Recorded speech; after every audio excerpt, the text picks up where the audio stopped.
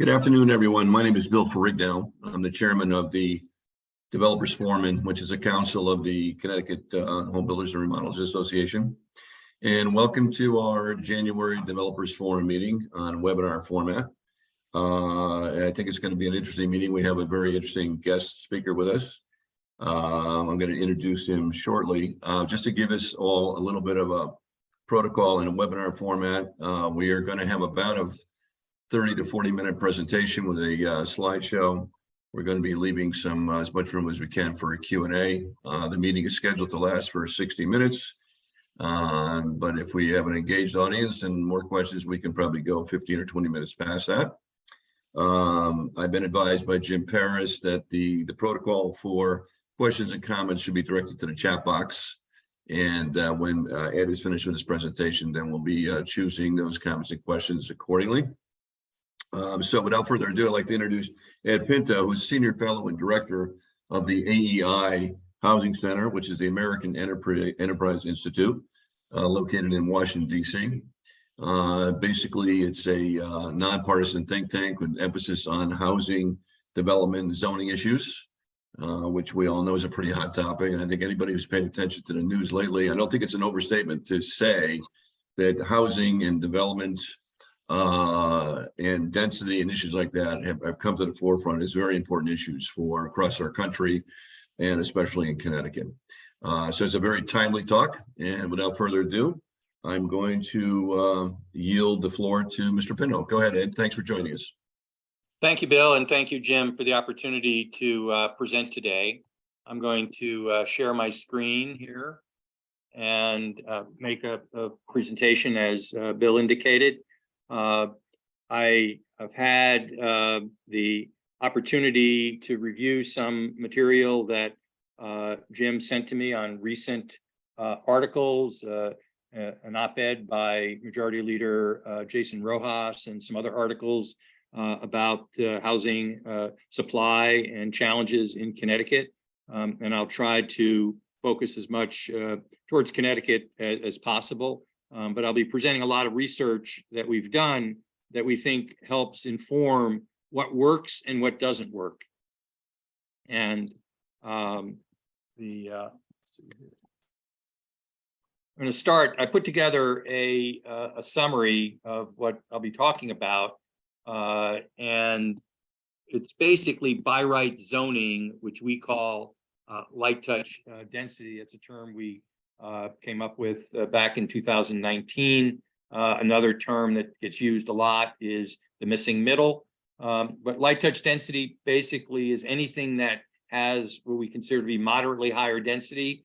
These are density types that used to be normal. There's lots of areas of Connecticut that are older areas that have this mixed density. They're accessory dwelling units, duplexes, quadruplexes, triplexes, small apartment buildings, townhouses, row houses, all kinds of things like that, smaller lots. These are all options under light touch density.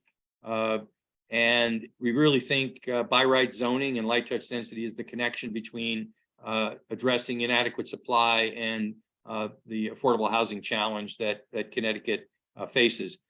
Today, I'll be echoing many of the comments that were voiced recently by Majority Leader Rojas in an op-ed he did in the Hartford Current. So it starts with moderately higher density. It's by right.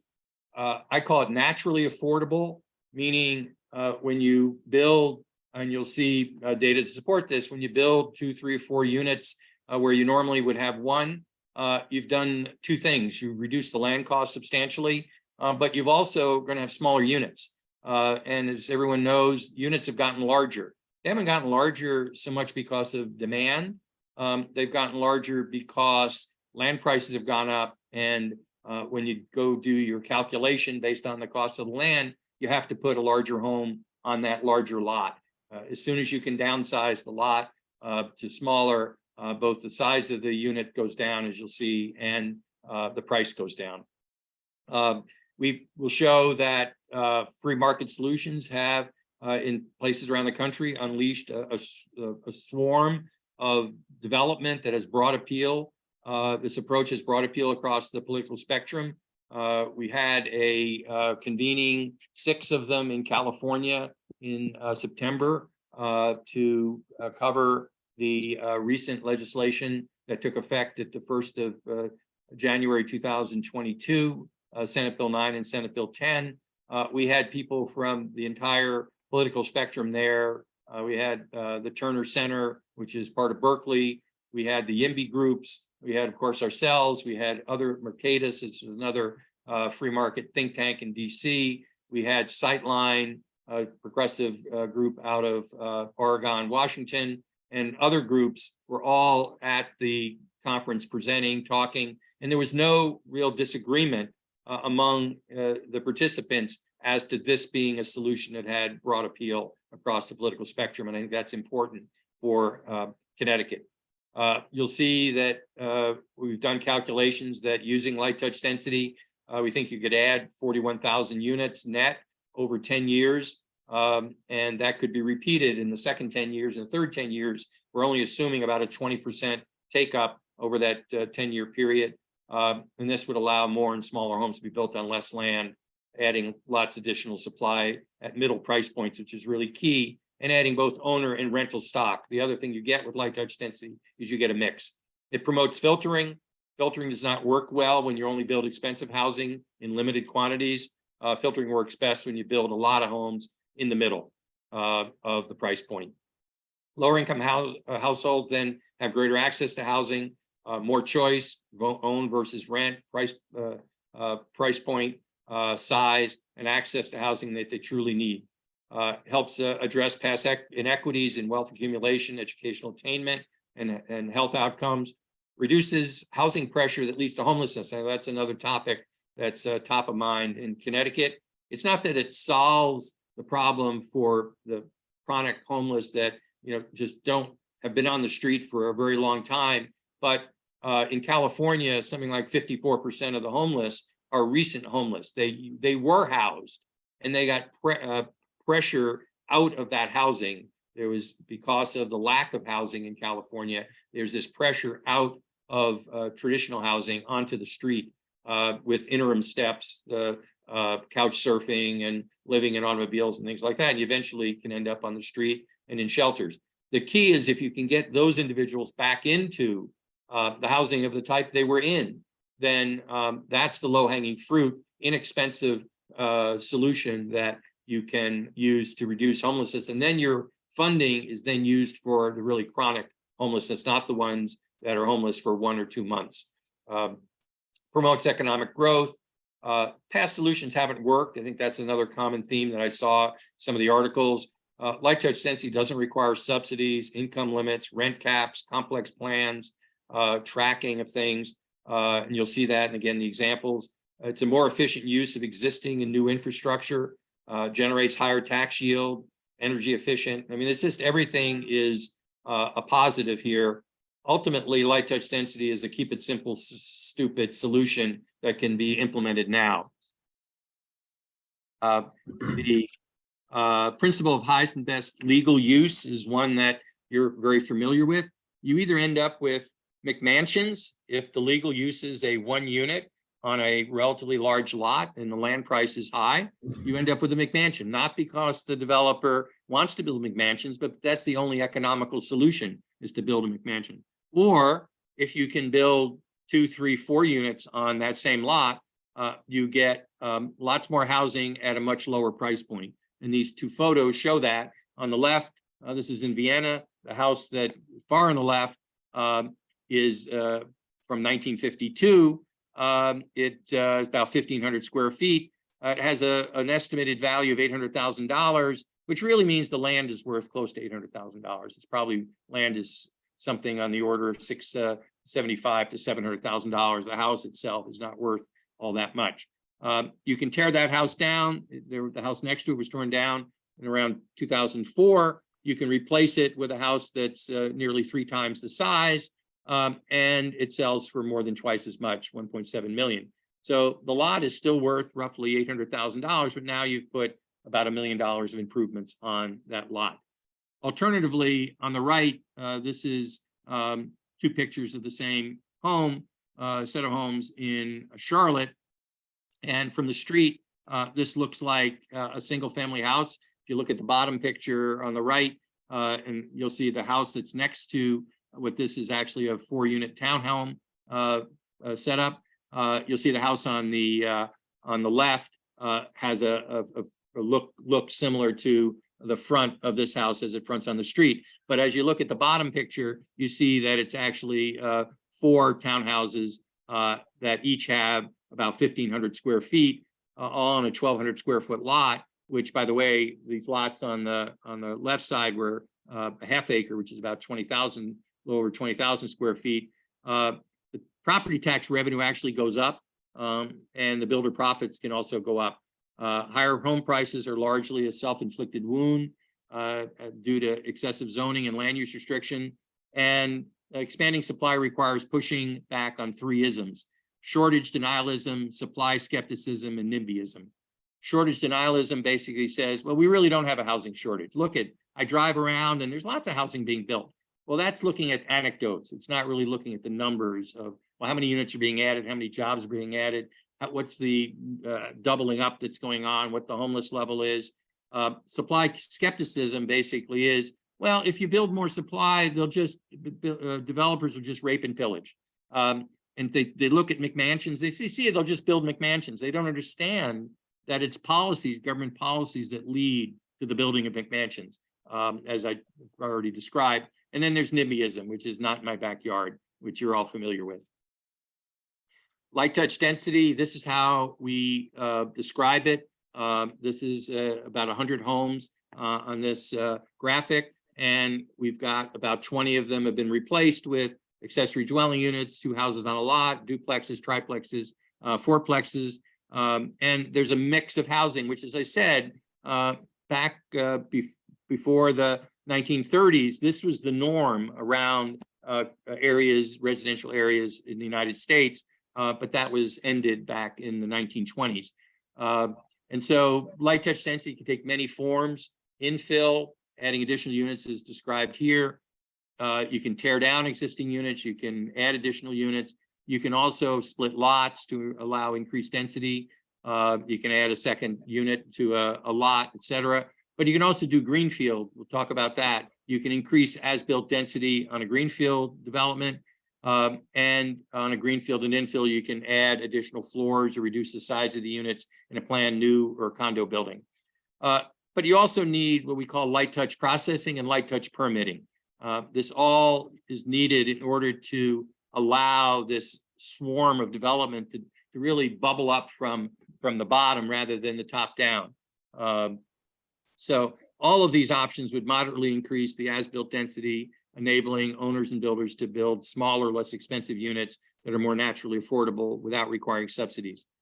We estimate that about 2% of single-family attached stock will be converted to this higher and better use through light touch density each year.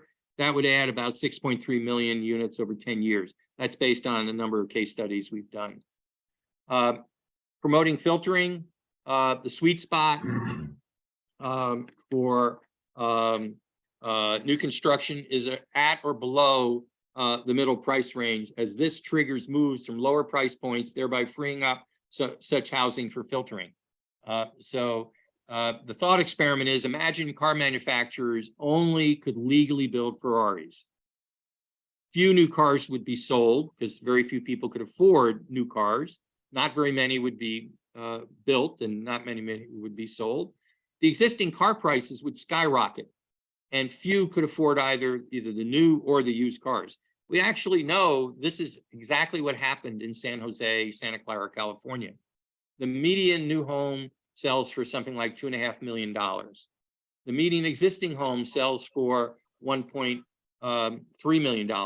But that median existing home, you could put this home here in California, shrink it by about 15%, and raise the price to 1.3 million, and that's what you get. So you get this starter home, but now it's $1.3 million because the land value has gone up to $1,150,000 or $1,200,000, and that's what's happened in California. And so if you build a new house on that lot, you're going to have to build a house for a couple, $3 million. The adding lots of supply in the middle gets you these increased supply of move-ups. You have people moving from smaller homes, rentals into these larger homes. And as they do that, they're freeing up housing. They're reducing the pressure that creates homelessness, that creates unaffordability. And you want to have that process working. When you only build at the high end, which is what's been going on, not only in Connecticut largely, but around the country, particularly in the West Coast and the Northeast, you get very little of this filtering moving because there's just not enough action to move from here to here to here, because you're just building a relatively small number of houses at this point. Here you're building a lot of houses. We've put together a free housing and economic development toolkit. Has 13 tools on one site. You'll be seeing some of them today, both for other areas of the country, but also specifically for Connecticut. And we have supply tools, price tools, and migration tools. So how to expand naturally affordable housing with light touch density. If you think about greenfield development, I've talked about that a little bit. We discovered, looking at over 500 counties around the country, that there's a near linear inverse relationship between as-built density and lot size, gross living area, and price. And we use the lot size as the proxy for as-built density. And so the as-built density is here on the x-axis is units, as-built units per acre from 2 to 14. And then we have the AVM value, in this case in millions for Santa Clara. And we have the ratio of AVM to the single family stock. And you can see that the largest homes, up at the top decile, had 4,400 square feet, and they sold for well over about $2.7 million. The smallest homes, which are still fairly large, sold for 1.7 million, 1.8 million at 2,100 square feet. And even the smallest tenth of homes that got built were 25% larger than the average single family stock in California, and 25% more expensive. So in short, as-built density utilizes smaller lots, leads to smaller homes, less expensive. You get more homes per acre. You get less infrastructure that has to be put in, and you get more property taxes because you end up with increasing the density more rapidly than the price goes down. The price does go down, but you can see here, you go from 2 to nearly 14, and the price goes from 2.7 down to 1.8. So there's a curve here, but it's not a fully correlated curve to price and lot size. We then examined it across the country, 200 metros, 500 plus counties across the country in those metros, and we found the same relationship across the country. Cook County, which is Chicago, Phoenix, Oklahoma City, St. Louis, Nevada, which I think is Las Vegas, Los Angeles, Miami, Santa Clara, which is San Jose, Travis, which is Austin, and the District of Columbia. We see similar relationships in each of these. And so this could be a guidepost for localities that want to increase their single family detached housing supply. That's greenfield, where they're building new. We now will look at King County, and I'm going to focus on King County because we have some very important research that I'll talk about in a moment.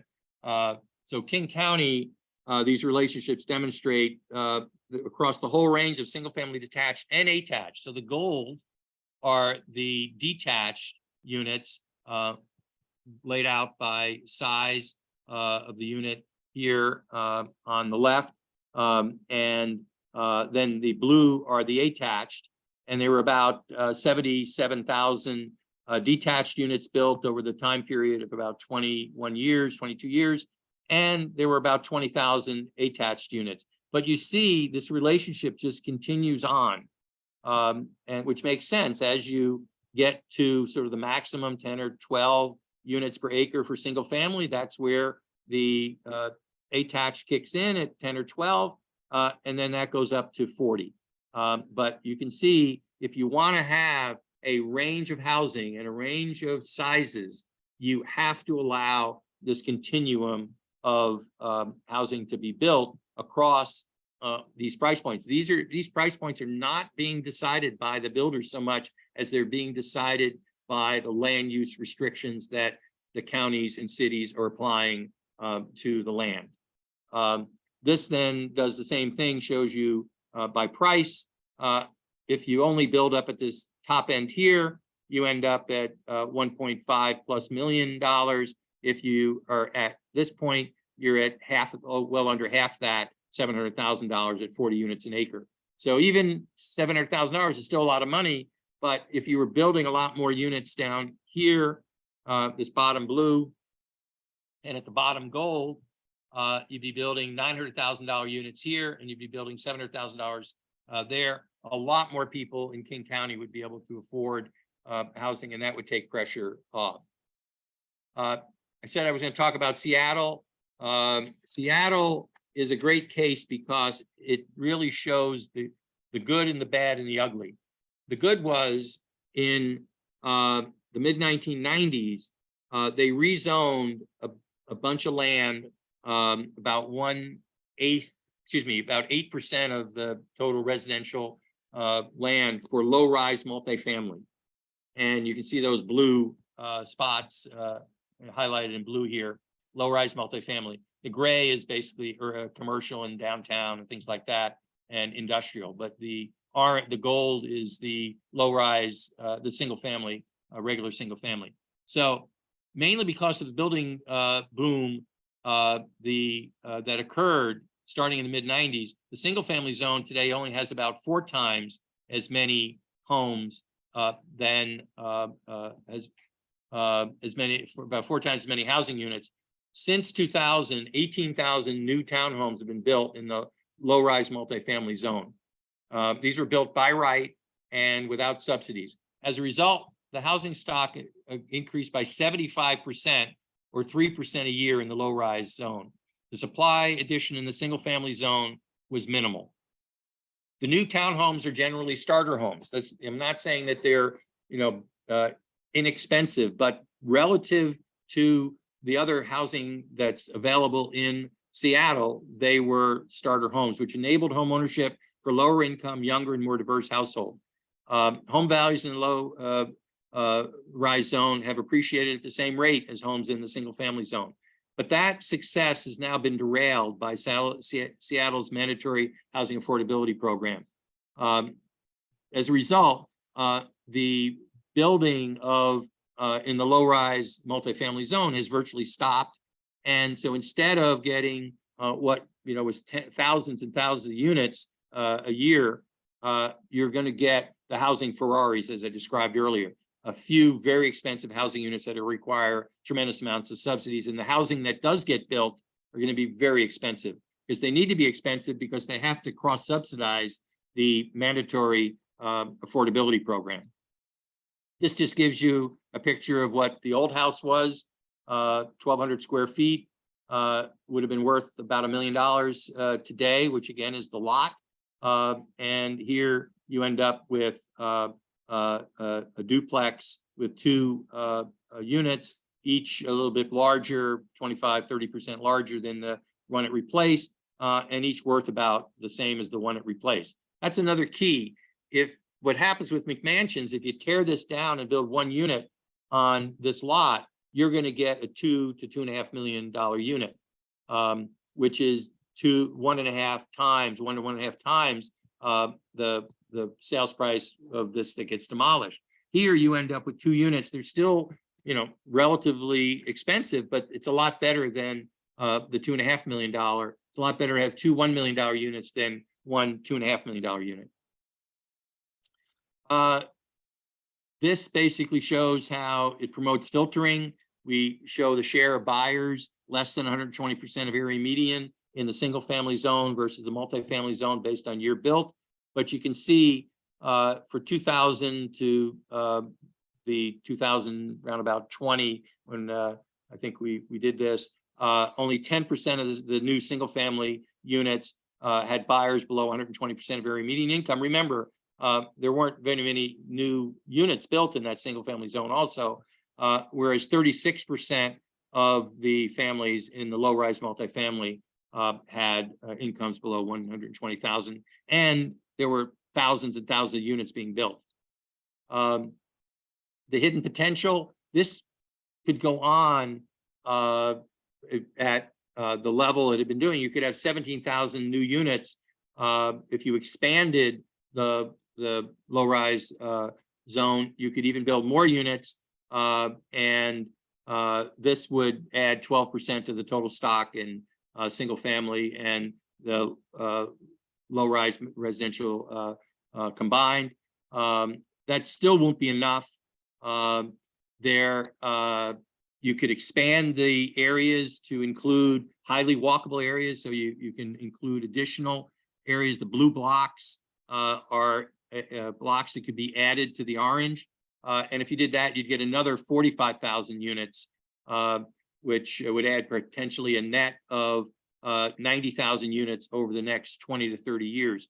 So you could get, if you went back to the way the low-rise multifamily was being done, get rid of the affordable housing program, you'd get 17,000 units over the next 20 years or so. And if you expanded, as described here, based on our walkable area development research, which I'll talk about in a moment, you'd get another 45,000 units, another 90,000 units over 20 years. That's over 100,000 units over 20 or 25, 30 years. That's a lot of units.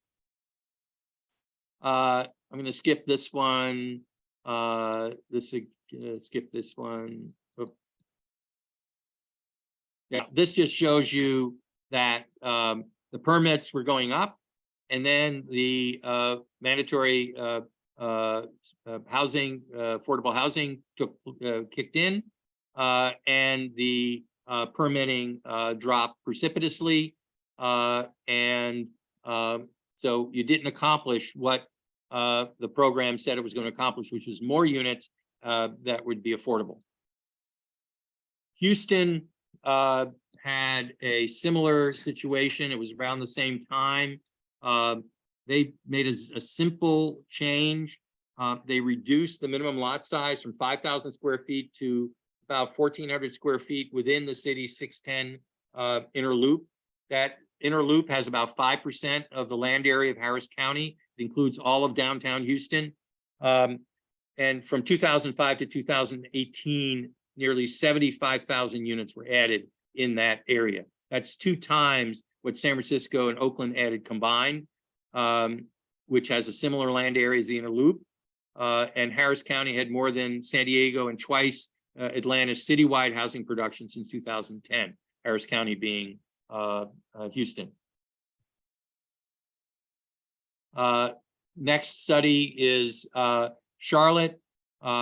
Basically, we show that if you have a mix of housing types, which is the orange lines down here, this is an area that's zoned. R22 allows up to 22 units an acre. The actual density as built is about 11 units an acre. Here, you're limited to 5 units an acre. You get fewer units and you get lots higher price. Note that the median price here at 354,000 is lower than the lowest price in the area that's zoned 5 units an acre. These 2 streets are literally 2 blocks from each other. But that's the kind of difference you get if you allow light touch density. Palisades Park is another example where they made it wasn't even a change. Their original zoning law in 1939 allowed 2 unit and 1 unit homes to be built on the same lot regardless. It was just allowed. That sort of lay dormant for many years because there wasn't a demand for it. Land prices didn't support it. But eventually, by the late 1980s, land prices got to a point where it made sense. Today, about 40 or 50% of Palisades Park has been converted one by one into duplexes. Population of Palisades Park rose. I happen to grow up in Palisades Park. That's how I happened to notice this. Started out about 11,000 people in about 1970. It has about 21 or 22,000 people today, but it still isn't super dense. It's always done with one thing: duplexes. They never built one triplex or quadruplex, and they didn't build any high rises. It was all done with duplexes. Walkable-oriented development, I've alluded to. We've created maps and things where we define a walkable-oriented development area as a 10-minute walk from a set of existing commercial amenities. It might include a transit station, but doesn't have to. And if you modestly increase residential density, you would result in much needed and meaningful addition to the housing supply. So it's a use of light touch density in areas that are walkable. It brings the housing closer to service jobs, et cetera. We estimate there's a potential to add over 2 million homes nationally over 10 years and take advantage of existing developed land and infrastructure at little taxpayer cost. This is what it looks like nationwide. You can see Connecticut is, and you'll see in a moment, but you'll see Connecticut is, obviously a very walkable area, much of it, where the residential housing is. This is what it looks like in Bethesda, Maryland. And you can see all the types of amenities that we track, and the black outline is what we define as the 10-minute walkability from 5 of these key amenities. And then you see the job legend. You see where all the jobs are. This is the downtown area of Bethesda. This would be, equivalent to the areas in Connecticut, along the Amtrak main line. Shifting, and I'll finish up with this, shifting to Connecticut, our heat toolkit, the links you'll be provided, we'll be distributing, I'm sure Jim will be distributing this to you, so you'll have the links. But this is what it looks like for Connecticut. These are the counties that we've analyzed, and you can see the total unit estimate is here: 10,000 units for Hartford, Fairfield 16, and New Haven 10. The total is about 41,000 units. Some are greenfield, some are infill, and this is what that distribution looks like for Hartford County. The median lot size for new construction is quite large, so there's 2 units an acre, and so you can see that the house size is averages about 2,500 square feet. The price averages about $450,000, but you can see what you get if you were to double from 2 to 4. You'd be reducing the size by 400 or 500 square feet, and you'd be reducing the cost by $50,000 or $60,000, but you get twice as many units, which would then push that filtering concept that I talked about earlier. If you went to 6 units, you would triple the number of units. You now end up with a market value of about $350,000, which is still above the existing median, but is a lot better than where you were before at 2 units, and you'd have about 2,000 square feet, which is still larger than the existing median home, but still a lot closer for that, getting that filtering to be primed, as I described earlier.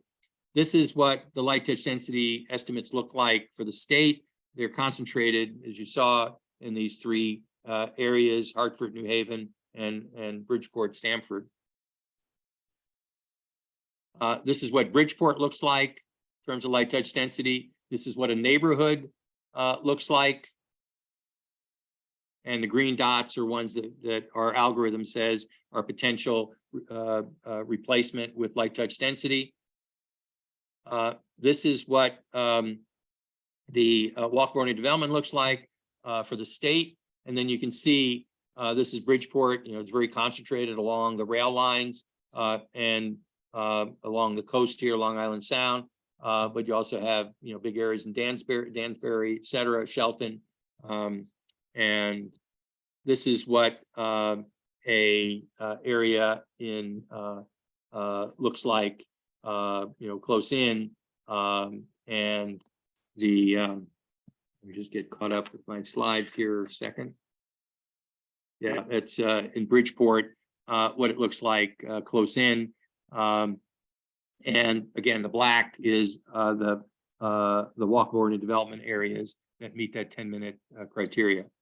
And this looks at the lot sizes, and the key is that the lot sizes, all these blue ones are between about 2,500 and 11,000 square feet, which are ideal for conversion to light touch density.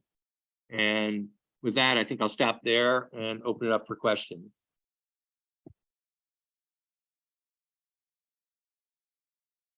Thank you, Ed. That was Yeah, great. So Ed, I feel like I was driving a Ferrari just listening to you. I know that you were trying to assist us by getting a lot of this stuff crammed into a short time. We really appreciate that. So, Jim, before we get going Q&A, did you have a question that you put out regarding Seattle? Was that you? Yeah, that was me. And Ed, I was kind of curious as to what those development, affordable housing mandates that kind of killed a development in Seattle. If you could just kind of, touch upon that. Yes, so it appeared, and I think as developers you recognize, it was basically a inclusionary zoning requirement. So in order to take advantage of the by right low-rise multifamily, which also included, in some cases, in some areas, more dense, but this affordable housing mandate applied both to the low-rise and the more dense multifamily. And it basically put a percentage requirement. I forget exactly what the percentage requirement was. I think it was 8% of the units. But the problem is 8%, you had to round up. So if you were building a duplex, you needed to have one unit that met the affordable housing mandate. If you had 3 units, you still had to have 1 unit. And then the way to actually do the mandate, we figured out that you'd have to eat the entire cost of the structure development. The amount that you could sell or base the rent on was basically the land cost. So everything that you were going to put into the development in terms of development cost beyond the land had to be then put on to the other units. So that doesn't work at all with respect to the low-rise multifamily. But then there was a second provision that said, okay, you can pay a payment to Seattle, a fund. I forget exactly, I want to say $45,000 per unit. So you would pay, instead of meeting that requirement, you'd pay $45,000 a unit. Well, that's a lot of money, number one, and it drives up the cost. And this housing was actually meeting the exact purposes that they were trying to get to without subsidies, but now they were creating the subsidy program. But it had a second issue, which is the money had to be paid before you even pulled a permit. And so this money had to be advanced way at the beginning, so you couldn't get it in your construction loan or anything else because it had to be fronted way at the beginning. So the result was the volume just, as that chart showed, just cratered. Great, thank you. Hey, Bill, do you? By the way, the building association in Seattle, King and Sonoma counties, which is Seattle Metro, did a tremendous study. It's referenced in the slides. Did a tremendous study on this. That's where that one chart came from. Great, thank you. Bill, Chairman's prerogative. If you have any questions that you'd like to start off with. Yeah, so I see on my screen, I see a couple of people in the chat room Q&A. So I was going to ask Jim to monitor that. You've got access to information and you can call on the participants and see what they have to say. Great. So the first question here is from Bob Wiedemann, and he asks if there are any examples of sample legislation or regulations that have been developed to allow this sort of development. So great question. I get asked that question all the time. The short answer is you have to figure out what's going to work in Connecticut and in the localities in Connecticut, and then decide what you do. So as I said, Palisades Park had a very simple provision. It just said any place you could build a one-family home, you could build a two-family home, and on the same size lot by right. And that was very simple. They eventually, in the mid 1990s, decided that there was concern about parking, and so they suspended the approvals for a year, addressed the parking issue in a way that didn't stop things, and then started up again, and that's what's happened. Other places have done different things, and we're going to be putting together a toolkit of all the different ideas that are out there. And again, the Snohomish King County Builders Association, Master Builders Association, has put together their own toolkit, and we're going to be looking at. We have about a half a dozen toolkits that we've come across that describe different approaches, and we're going to try to put all that together in one place, but we just haven't gotten to it. Want to get to the next question? Sure. So a representative from the Southeast Connecticut Council of Governments asks if you could give a little more detail and explain what the intent is around walkable oriented development. Okay, so there are a couple different options here. You could have a light touch density that's broadly applicable across, swaths of the state to develop residential areas. California has done that in SB 9, and you could then have higher density than that is generally allowed. In the large swaths, you could then say some higher density. So you could say duplexes here and up to fourplexes in walkable or in the development areas. And part of our thinking is, by definition, walkable or in the development areas already have a mixed use. By definition, they have to have a certain amount of commercial within a 10-minute walk in order to qualify. And so you've already got a mixed use, and therefore having townhouses or 4 units or small multifamily, it makes sense. California has a law, SB 10, that's local option, that allows the locality to increase the zoning to 9 units an acre, an additional 9 units an acre, which takes it to 10 per parcel. And so that's another way. Or you could focus the light touch density approach just on walkable oriented development and try to get that done. We think there's a natural coalition here, grassroots coalition among builders associations, realtors, the chambers of commerce, the restaurant associations, employer groups, you name it, and then you can start bringing in environmental groups and all the others.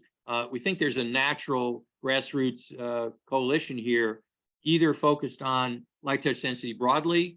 You can focus it on the green fields, not unless on the infill. You can focus on the infill. These are all sort of local and state options, which is how we're presenting them. And you can then focus on walkable oriented development as either complementary or its own solution, because that is going to put housing directly where, as I said before, there are lots of jobs. Mm-hmm. So I think I can extrapolate a little bit on Terrence's question here.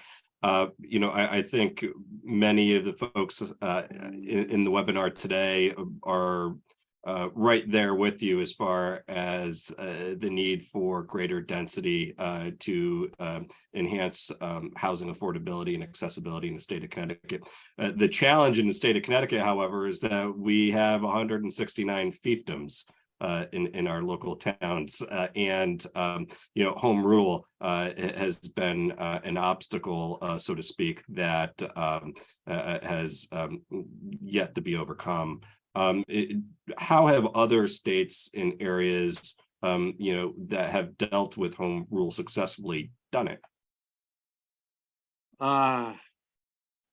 Actually, I haven't seen any home rule states that have done it. I don't have a list of which states have home rule for zoning. I think that's maybe more the exception than the rule around the country.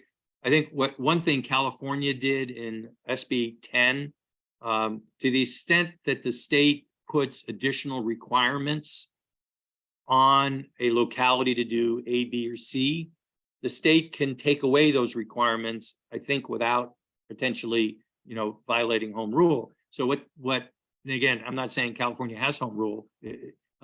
California has a way of, if they pass an act in a certain way, it trumps whatever the local localities' rights are, and that's what they did with this Senate Bill 9. But what Senate Bill 10 did was they have the California CEQA, which is the environmental law, and that environmental law was interpreted to apply to a rezoning from a 1 unit to a 2 unit, for example. And the amount of time the litigation would take in California is somewhere between 5 and 30 years to get something like that done, literally 5 to 30 years. I talked to somebody in California who said, yes, I know of cases that have been going on for 30 years. So what the legislature did was that since the legislature created that rule, they could create exceptions to it. And therefore they said CEQA does not apply to a rezoning up to 9 units, additional 9 units per parcel. It's just doesn't apply to it. And that eliminates the ability to litigate. So I don't know if there's anything like that in Connecticut that might be similar. Mm-hmm. Yeah. Let me step in for a minute. Like, I combine the question that Bob Wiedemann asked with what's been put on the table now about home rule, because, that's the kind of the 800-pound gorilla in the room, is that we respect the right of all of our municipalities to kind of, to create their own character of their town. It goes back for 300 years around this part of the country. So, but it sounds to me, Ed, like that, if the overarching desire is to create affordability, accessibility, and diversity, it seems though that with your concept that each community could kind of essentially form their own kind of formula for achieving that, using the concepts of light touch density. Would you agree with that? Absolutely, and that's why we put together the HEAT toolkit, because any municipality can go in and zoom right in to their locality. Yeah. So for example, I mean, what a more suburban town around here could find a singular way of achieving, walkability, access to transit, things like that. And it might be different than a community that's either inner city or close to the inner city. So I mean, I think the opportunities are there as long as the desire is there to achieve it. And that's why we make the greenfield argument. So if you're dealing with localities that are building some new construction, and you do have new construction going on, if you had higher density for that, and we actually take photos, find photos. I didn't do one for Connecticut, for Hartford, but we take a photo of something on 4 units per acre, and then we have something on 7 units an acre, and we say, look, can you tell the difference? Other than we're telling you it's it's slightly smaller, but it's going to be less expensive, and it's going to be slightly smaller, and you're going to get lots more housing if you do 7 units an acre versus 4, or 6 versus 2. And so that's another, and you're going to increase your tax base, and you're going to reduce the infrastructure, the sewer and the water. The big expense is getting it out there. Adding 50% more houses or 75% more houses isn't, I'm speaking out of turn here as a academic, but it isn't the big expense. It's getting the sewer line in there, making it 20% or 30% larger is an incremental cost, not a base cost. And so you've already got a lot of infrastructure going in. You have streets going in, your fire hydrants going in, all that stuff's going in, and doesn't get added to very much when you increase the density from 3 units an acre, 4 units an acre to 6 units or 7 units an acre. Sure, that makes sense. Yeah, thank you. Okay, so Jim, I'll turn it back over to you. Do we have other questions out there? I don't see any additional questions, but I myself have a couple of different questions. Okay. So, understanding that light touch density promotes workforce housing, middle class housing, and greater filtering at all in the entire spectrum of housing diversity. However, what it really doesn't address is, the affordable housing, textbook affordable housing, if you will, for say, folks at 30% AMI.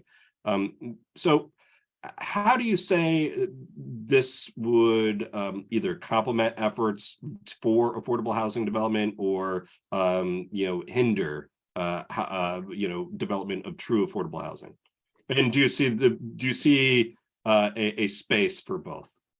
Well, I call affordable housing affordable by subsidy.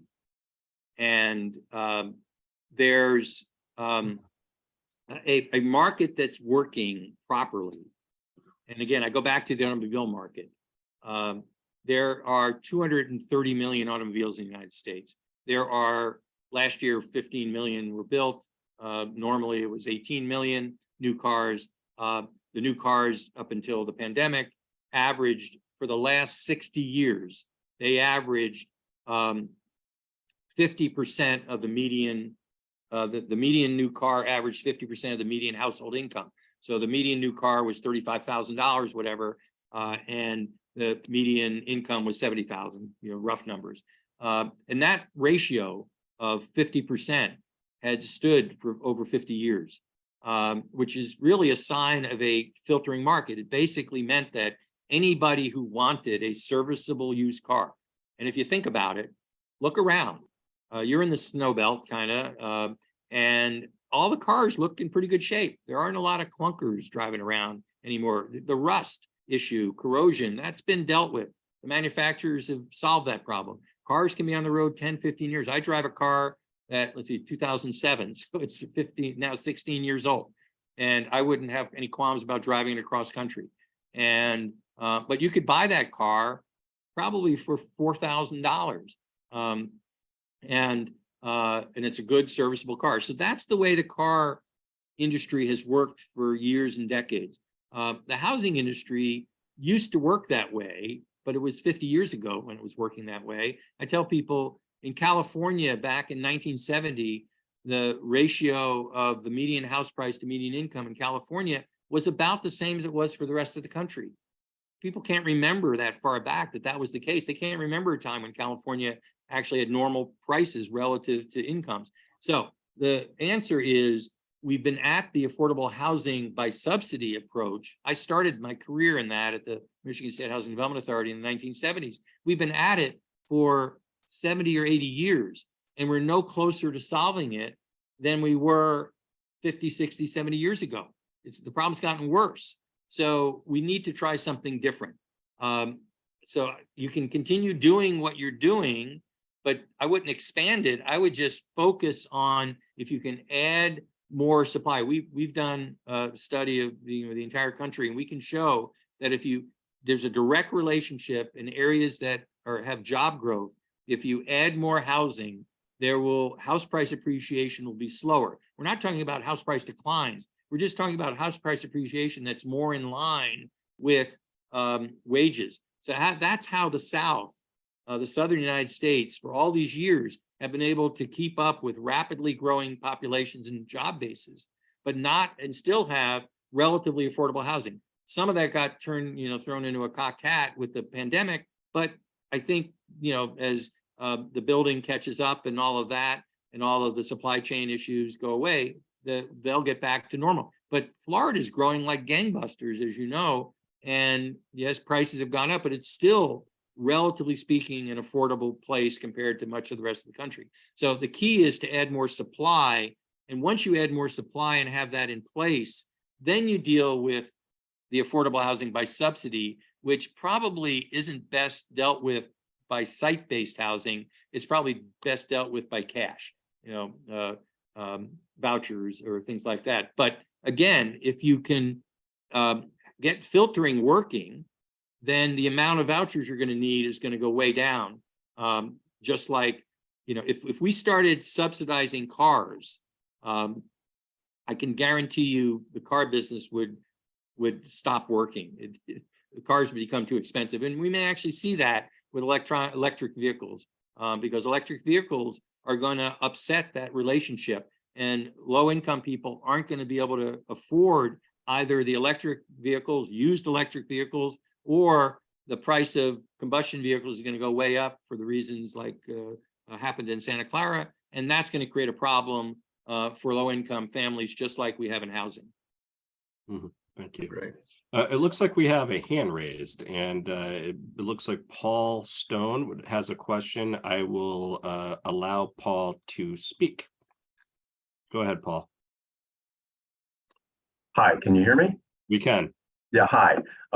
You had at the end of that slide presentation, as one of the later slides had something about how the LTD by county in Connecticut, it would over a certain period of time increase the housing stock by a certain percentage. The question I have is there any data that shows how the current housing need is being met by that? In other words, yeah, that's the one there, right? So over that period of time, it would supply, if we were to allow LTD and loosen the regulation to allow this kind of building, you'd certainly increase your housing stock. The question is, how far does it go toward meeting that need? Because I don't have the numbers in front of me, but I recall the need is far greater than this could supply there. So I was just wondering, my question is there data available that you guys have that could show that, to sort of align the two and just to see how far it goes to meet that need? Well, we're in the process of doing that for California. We're undertaking a 2-year study of California. We're about 8 or 9 months into it, and we're looking directly at their regional housing needs, their RHNA allocations, as they're called, regional housing allocations for California, and what percent get fulfilled using light touch density. I do know Jim sent me an article that was, I think, from today in the Connecticut Mirror that said that Connecticut lacks 85,000 units that are affordable and available to lowest income renters, according to the National Low Income Housing Coalition. That's just a number that Jim sent in this article this morning. The point being is, I'm sure you probably, maybe Jim has some information on this of what that need is. What happens with light touch density, this problem that we have is developed over literally 30, 40 years. In California case, it's been 50 years. And you're not going to solve it in 1 year or 5 years.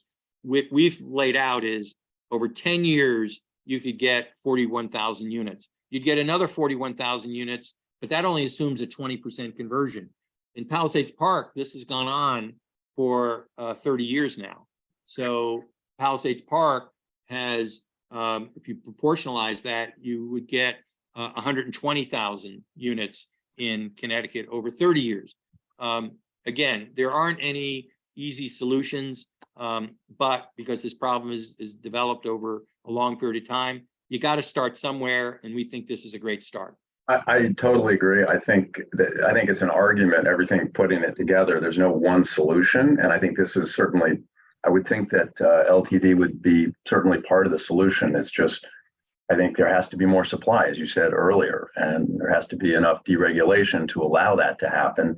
And I think we need all kinds of housing, which would include the LTD, but also, the higher density, just to meet it. I think it's such a massive and growing problem that I think we're going to have to attack it on all fronts. So totally agree. I think just increasing the supply by almost all means possible, I think is the way to go. Yeah, I just think, you have to do it in cost-effective ways.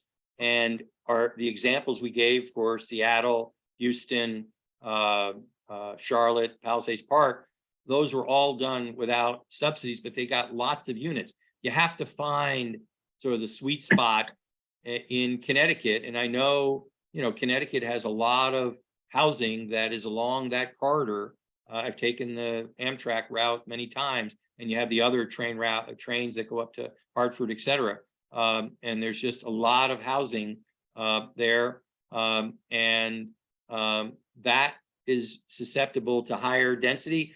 I know there's, and I agree with it, that building high rise is something people generally don't want. And that's been proposed and has failed.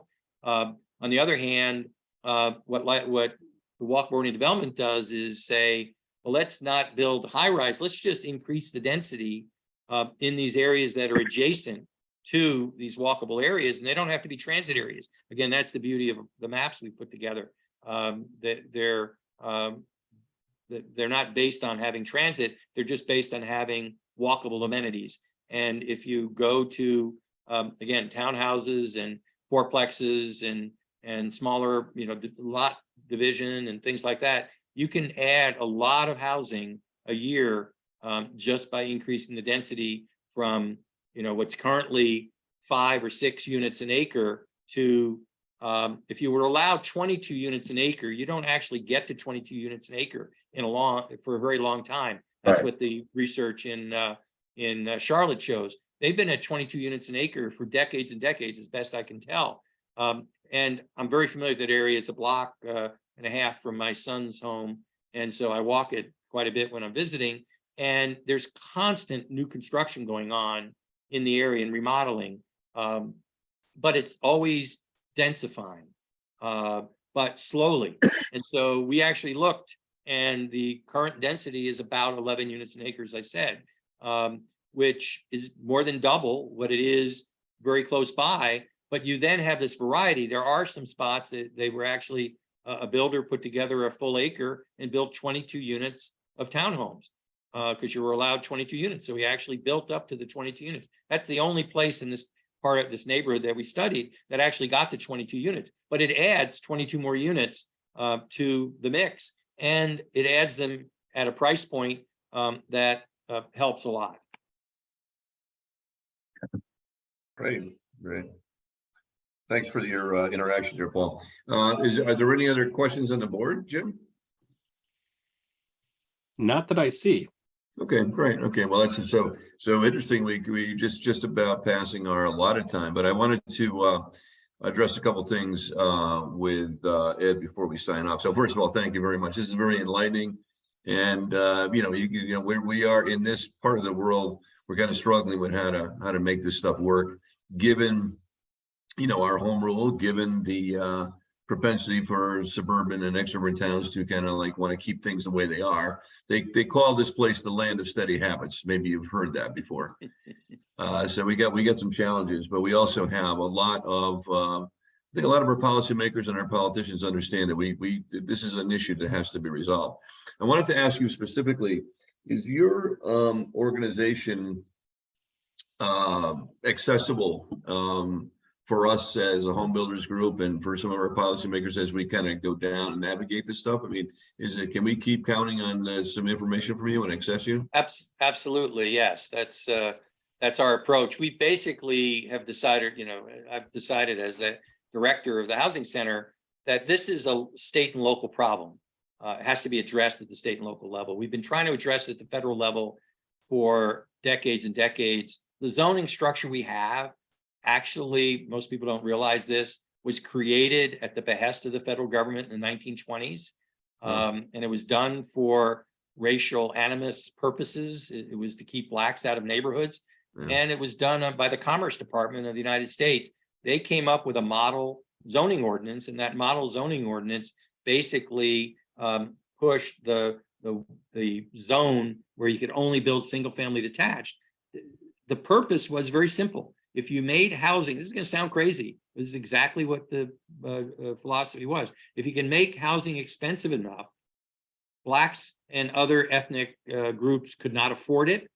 And therefore, since you couldn't keep them out under the Equal Protection Clause by race or ethnicity, you could keep them out economically. And that was the design. And that worked beyond their wildest expectations. And that's largely why we have the situation we have. Because what we had before that, as I said, you would have duplexes and small apartments.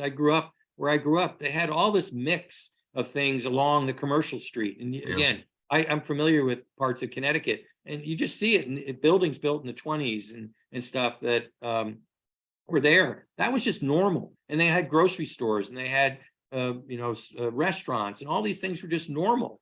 All of that was made illegal starting in the 20s. Yeah. Well, I think we're hopefully getting to a point in our society, in our country right now, we want to reverse those types of decisions. And I think that we're reading a lot about that. And I think that's the right way to go. So, Jim, one more time, is there anybody else out there that's we need to fill the question from? There is not, but there is one question that I'd ask if you have a moment longer. There are some competing land use reform ideas that are currently being bandied about in the state of Connecticut. Transit-oriented development, a la what we've seen in Massachusetts, and also what's commonly known as fair share out of New Jersey is something that certain organizations are contemplating and promoting here in the state of Connecticut. Obviously light touch density, the lack of requirements for mandates and or incentives is a big contrast to maybe something like fair share. Can you kind of touch upon your ideas and thoughts about fair share and how that would either impact positively or negatively the state of Connecticut? Absolutely. Great question, Jim. So I'm familiar with the New Jersey fair share. I'm familiar with the Mount Laurel, where it all came from, Laurel 1 and 2. And I'll come back to that in a second. I'm also somewhat familiar with Massachusetts. I'm also very familiar with inclusionary zoning, which started around Washington, D.C., Montgomery County, Maryland. Those programs haven't solved the problem. They've been around for decades. The Mount Laurel case was 1970, whatever. That's almost 50 years ago. And they're still going around. One of the ironies of the Mount Laurel case was the Supreme Court, this New Jersey Supreme Court, basically said that you had to use the zoning law in a way that dealt with the region, not just your locality. So if there were people working in your locality, you had to have housing for them in your locality. You couldn't just say they had to live somewhere else in the region. But they went on to say that it only applied to vacant land. You could never do anything with built up land. Well, they completely ignored what ultimately happened in Palisades Park, which is Palisades Park went from, as I said, 11,000 people to 21,000 people over 40 or 50 years, just by going from 1 unit to 2 unit. Based on what the Supreme Court said in the 1970s, that was impossible to happen, but it happened. So again, I always go for the simple solution. I go for the solution that allows the unleashing of the swarm, and that's a term that the what's the name of the group? Strong Towns, which is another group. It's out of Minnesota, relatively progressive leaning group.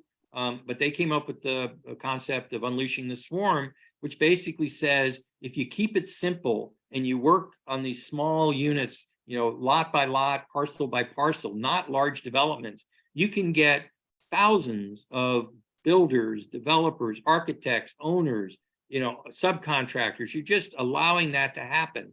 And when you do it the other way, you're basically saying you have to be in the business of doing affordable housing with all of its regulations, which basically knocks everybody out except for the big guys who can afford to have all of the team of attorneys and consultants and everybody else. And so that's another reason for allowing it to spring up from the bottom and following the keep it simple, stupid rule. What people agreed on, again, out in California at our convenings, was if you're one of the individuals from Portland relayed an interesting story where in Portland they had, or Oregon had allowed, I think, up to 4 units by right. And then Portland was trying to figure out whether they should have income limits on those 4 units. And one, they called it a crazy progressive group, said, yes, you should have income limits. And this other progressive group, because there are only progressive groups in Oregon, said, oh no, you shouldn't have income limits.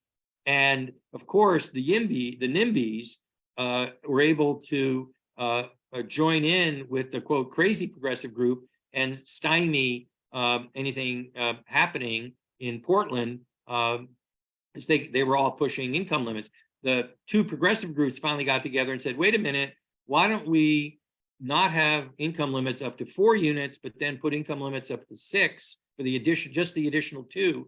And that passed the city council. Of course, very few developers, if any, have opted to go from the added 5th and 6th unit, but that freed up the 2 to 4 units to be built. And that is now adding to the Portland supply. So there's a lot to be learned here. And I would say getting, one of the things that's happened is the West Coast is in much worse shape. The Northeast is number 2, but the West Coast is by far the worst. California is ground zero for housing unaffordability, homelessness, et cetera. So they're undertaking things that 3 or 4 years ago, no one could have imagined. They actually took our light touch density idea, which we put out in the fall of 2019. And in 2020, State Senator Wiener, who had been proposing the high density transit oriented approach, which kept getting defeated in California, he introduced the light touch density bill called light touch density. And we didn't even find out about it for about 1.5 years. And which is great that he did that. That bill eventually got passed as Senate Bill 10. And then another senator, Atkins, who is the Senator pro tem and the leader of the Senate, she introduced Senate Bill 9, which also got passed. And so California's done things that nobody, 3 or 4 years ago could have imagined would have passed, even 2 years ago would have passed. And they did. So you need to get, if there are YIMBY groups, you need to break bread with them, figure out how you get this, again, light touch density done where people can be on the same page, and keep it simple, and talk to people that are on both sides of this across the spectrum. Again, we have plenty of names of people. We had them participate in our conference as panelists, and really talk about why you have to do it the way we're suggesting. Wow.